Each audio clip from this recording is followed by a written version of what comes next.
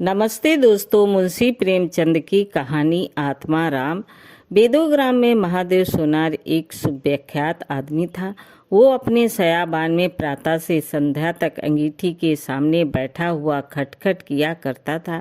ये लगातार ध्वनि सुनने के लोग इतने अभ्यस्त हो गए थे कि जब किसी कारण से वो बंद हो जाती तो जान पड़ता था कि कोई चीज गायब हो गई। वो नित्य प्रति एक बार प्रातःकाल अपने तोते का पिंजरा लिए हुए कोई भजन गाता हुआ तालाब की ओर जाता था। उस धुंधले प्रकार में उसका जंजर शरीर, पोपला मुंह और झुकी हुई कमर देखकर किसी अपरिचित मनुष्य को उसके पिशाच होने का भ्रम हो सकता था। जब ही लोगों के कानों में आवाज आती, सत गुरुदत्त शिवदत्त दाता, लोग समझ जाते कि भूर हो गई। महादेव का पारिवारिक जीवन सुखमय न था। उसके 3 पुत्र थे, 3 बहुएं थी, दर्जनों नाती पाते थे, लेकिन उसके बोझ को हल्का करने वाला कोई न था। लड़के कहते, तब तक दादा जीते हैं, हम जीवन का आनंद भोग ले, फिर तो ये ढोल गले पड़ेगी ही। बेचारे महादेव को कभी कभी निराहार ही रहना पड़ता। भोजन के समय उनके घर में समयवाद का ऐसा गगनभेदी निर्घोष होता कि वो भूखा ही उठ आता और नारियल का हुक्का पीता हुआ सो जाता। उनका व्यवसायिक जीवन और भी अशांतिकारक था। यद्यपि वो अपने काम में निपुण था, उसकी खटाई औरों से कहीं ज्यादा शुद्धिकारक और उसकी रासायनिक क्रिया कहीं ज्यादा कष्ट साध्य थी। अद्यापि उसे आए दिन सकी और धैर्य शून्य प्राणियों के अपशब्द सुनने पड़ते थे, पर महादेव अविचलित गंभीर से सिर झुकाए सब कुछ सुना करता था। जो ही ये कले शांत होता, वो अपने तोते की ओर देखकर पुकार उठता, सत गुरु दत्त शिव दत्त दाता। इस मंत्र को जपते ही उसके चित्त को पूर्ण शांति प्राप्त हो जाती थी। एक दिन सहयोगवश किसी लड़के ने पिंजरे का द्वार खोल दिया। तोता उड़ गया। महादेव सिंह ने उठकर जो पिंजरे की ओर देखा तो उसका कलेजा सन्न से हो गया। तोता कहाँ गया? उसने फिर पिंजरे को देखा, तोता गायब था। महादेव घबरा कर उठा और इधर उधर खपरेलों पर निगाह दौड़ाने लगा।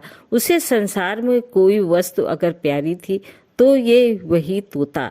लड़के वालों नाती पोतों से उसका जी भर गया। लड़कों की चुलबुल से उसके काम में विघ्न पड़ता था। बेटों से उसे प्रेम न था, इसलिए नहीं कि वे निकम्मे हैं, बल्कि इसलिए कि उनके कारण वो अपने आनंददायी कुल्हड़ों की नियमित संख्या से वंचित रह जाता था। पड़ोसियों से उसे चिढ़ थी, इसलिए कि वे अंगीठी से आग निकाल ले जाते थे। इन समस्त विघ्न बाधाओं से उसके लिए कोई पनाह थी तो यही तोता। इससे उसे किसी प्रकार का कष्ट न होता था। वो अब उस अवस्था में था जब मनुष्य को शांति भोग के सिवा और कोई इच्छा नहीं रहती। तोता एक खपरेल पर बैठा था। महादेव ने पिंजरा उतार लिया और उसे दिखाकर कहने लगा, आ सतगुरु दत्त शिवदाता। लेकिन गांव और घर के लड़के एकत्र होकर चिल्लाने और तालियां बजाने लगे। ऊपर से कौओं ने काँव काँव की रट लगाई। तोता उड़ा और गांव से बाहर निकलकर एक पेड़ पर जा बैठा। महादेव खाली पिंजरा लिए उसके पीछे पीछे सो दौड़ा। लोगों को उसकी दुर्गमिता पर आशंभा हो रहा था। मोह की इससे सुंदर, इससे सजीव, इससे भावमय कल्पना नहीं की जा सकती। दोपहर हो गई थी। किसान लोग खेतों से चले आ रहे थे। उन्हें विनोद का अच्छा अवसर मिला। महादेव को चिढ़ाने में सभी को मजा आता था। किसी ने कंकड़ फेंके, किसी ने तालियां बजाई। तोता फिर उड़ा। वहां से दूर आम के बाग में एक पेड़ की फुनगी पर जा बैठा। महादेव फिर खाली पिंजरा लिए मेढक की भांत उचकता चला। बाग में पहुंचा तो पैरों के तलवों से आग निकल रही थी। सिर चक्कर खा रहा था। जब जरा सावधान हुआ तो फिर पिंजरा उठाकर कहने लगे, सत गुरुदत्त शिवदत्त दाता। तोता फुनगी से उतरकर नीचे की एक डाल पे आ बैठा, किंतु महादेव की ओर सत्संग नेत्र से ताक रहा था। महादेव ने समझा डर रहा है। वो पिंजड़े को छोड़कर आप एक दूसरे पिंजड़े की आड़ में छिप गया। तोते ने चारों ओर गौर से देखा, निशंक हो गया। अतारा और आकर पिंजड़े के ऊपर बैठ गया। महादेव का हृदय उछलने लगा। सत गुरुदत्त शिवदत्त दाता का मंत्र जपता हुआ धीरे धीरे तोते के समीप आया और लपका कि तोते को पकड़ ले, किंतु तोता हाथ न आया। फिर पेड़ पर आ बैठा। शाम तक यही हाल रहा। तोता इस डाल पर जाता, कभी उस डाल पर, कभी पिंजड़े पर आ बैठता, कभी पिंजड़े के द्वार पर बैठे अपने दाना पानी की प्यालियों को देखता और फिर उड़ जाता। बूढ़ा अगर मूर्तिमान मोह था तो तोता मूर्तिमय माया। यहाँ तक कि शाम को हो गई। माया और मोह का ये संग्राम अंधकार में विलीन हो गया। रात हो गई। चारों ओर निबाड़ अंधकार छा गया। तोता न जाने पत्तों में कहाँ छिपा बैठा। महादेव जानता था कि रात को तोता कहीं उड़कर नहीं जा सकता और न पिंजड़े ही में आ सकता है। फिर भी वो उस जगह से हिलने का नाम न लेता था। आज उसने दिन भर कुछ न खाया। रात के भोजन का समय भी निकल गया। पानी की बूंद भी उसके कंठ में न गई, लेकिन उसे न भूख थी न प्यास। तोते के बिना उसे अपना जीवन निराशार, शुष्क और सूना जान पड़ता था। वो दिन रात काम करता था इसलिए कि ये उसकी अंतर प्रेरणा थी। जीवन के और काम इसलिए करता था कि आदत थी। इन कामों में उसे अपनी सजीवता का लेस मात्र भी ज्ञान न होता था। तोता ही वो वस्तु था जो उसे चेतना की याद दिलाता था। उसका हाथ में से जाना जीव का देह त्याग करना था। महादेव दिन भर का भूखा प्यासा थका मांदा रह रहकर झपकियां ले लेता था, किंतु एक क्षण में वो चौंक कर आंखें खोल देता और उस विस्तृत अंधकार में उसकी आवाज सुनाई देती। सत गुरुदत्त शिवदत्त दाता। आधी रात गुजर गई थी। साहस कोई आहट पाकर चौंका। देखा एक दूसरे वृक्ष के नीचे एक धुंधला दीपक जल रहा है और कई आदमी बैठे हुए आपस में कुछ बातें कर रहे हैं। वे सब चिलम पी रहे थे। तम्बाकू की महक ने उसे अधीर कर दिया। उच्च स्वर से बोला, सतगुरु दत्त शिवदत्त दाता उन आदमियों की ओर चिलम पीने चला गया।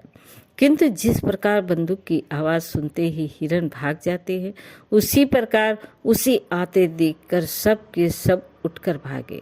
कोई इधर गया, कोई उधर। महादेव चिल्लाने लगा, ठहरो ठहरो। एकाएक उसे ध्यान आ गया, ये सब चोर हैं।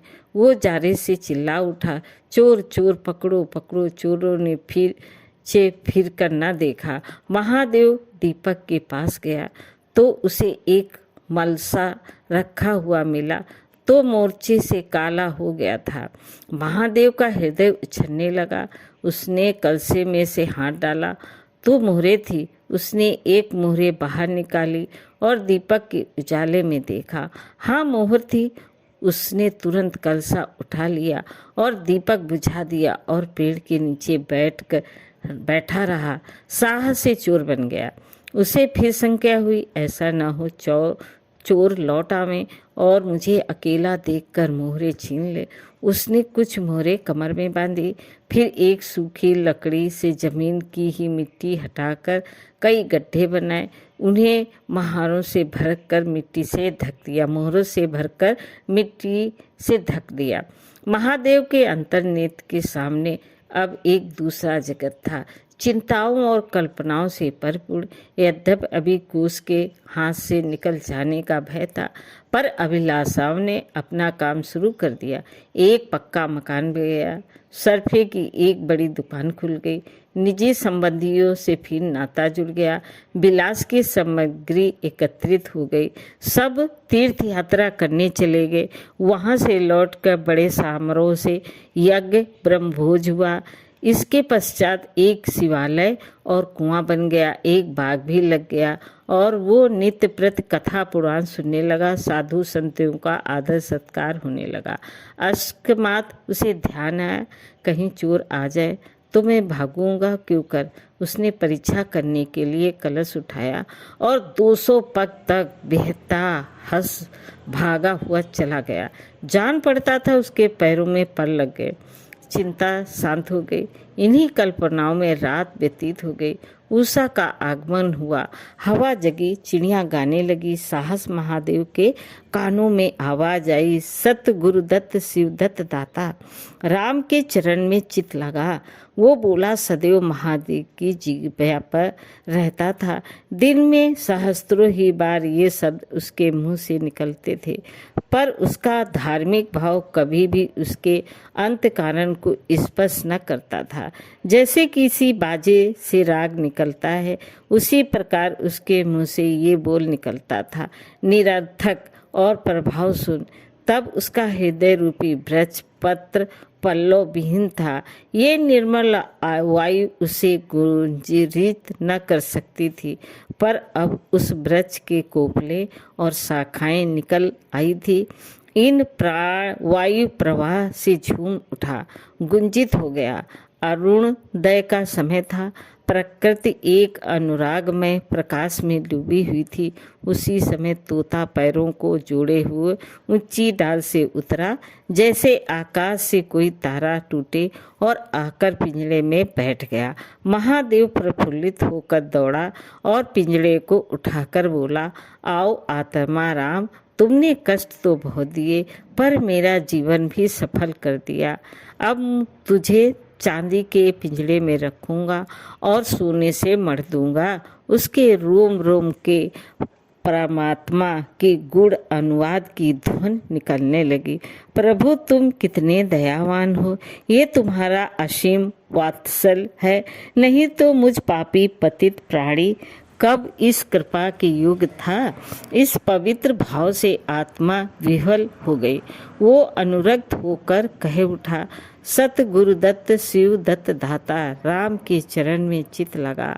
उसने एक हाथ में पिंजड़ा लटकाया, बगल में कलसा दबाया और घर चला। महादेव घर पहुंचा तो अभी कुछ अंधेरा था। रास्ते में एक कुत्ते के सिवा और किसी से भेंट न हुई, और कुत्ते को मोहरों से विशेष प्रेम नहीं होता। उसने कलसे को एक नांद में छिपा दिया और कोयले से अच्छी तरह ढककर अपनी कोठरी में रख आया। जब दिन निकला आया तो वो सीधे पुरोहित के घर पहुंचा। पुरोहित पूजा पर बैठे सोच रहे थे कि कल ही मुकदमे की पेशी है और अभी तक हाथ में कौड़ी भी नहीं, यजमानों में कोई सांस भी लेता है। इतने में महादेव ने पैलागन की। पंडित जी ने मुंह फेर लिया, ये अमंगल मूर्ति कहाँ से आ गई, मालूम नहीं दाना भी मैसार होगा या नहीं। रुष्ट होकर पूछा, क्या है जी, क्या कहते हो? जानते नहीं, हम इस समय पूजा में रहते हैं। महादेव ने कहा, महाराजा आज मेरे यहाँ सत्यनारायण की कथा है। पुरोहित जी विस्मित हो गए, कानों पर विश्वास न हुआ। महादेव के घर कथा का होना उतनी ही असाधारण घटना थी जितनी अपने घर से किसी भिखारी के लिए भीख निकालना। पूछा, आज क्या है? महादेव बोले, कुछ नहीं, ऐसी इच्छा हुई कि आज भगवान की कथा सुन लो। प्रभात ही से तैयारी होने लगी। वेदों के निकटवर्ती गांवों में सुपारी फिरी। कथा के उपरांत भोज का भी न्योता था। जो सुनता आश्चर्य करता, आज रेत में धूप कैसे जमी। संध्या समय जब सब लोग जमा हो और पंडित जी ने अपने सिंहासन पर विराजमान हुए तो महादेव खड़ा होकर उच्च स्वर में बोला, भाइयों, मेरी सारी उम्र छल कपट में कट गई। मैंने न जाने कितने आदमियों को दगा दी, कितने खरे को खोटा किया, पर अब भगवान ने मुझ पर दया की है। वो मेरे मुख की कालिक को मिटाना चाहते हैं। मैं आप सब भाइयों से ललकार कर कहता हूँ कि जिसका मेरे जिम्मे को जो कुछ निकलता हो उसकी जमा मैंने मार ली हो, जिसके चोखे माल का खोटा कर दिया हो, वो आकर अपनी एक एक कौड़ी चुका ले। अगर कोई यहाँ न आ सका तो आप लोग उससे जाकर कह दीजिए, कल से 1 महीने तक जब जी चाहे आए और अपना हिसाब चुकता कर ले। गवाही सखी का काम नहीं।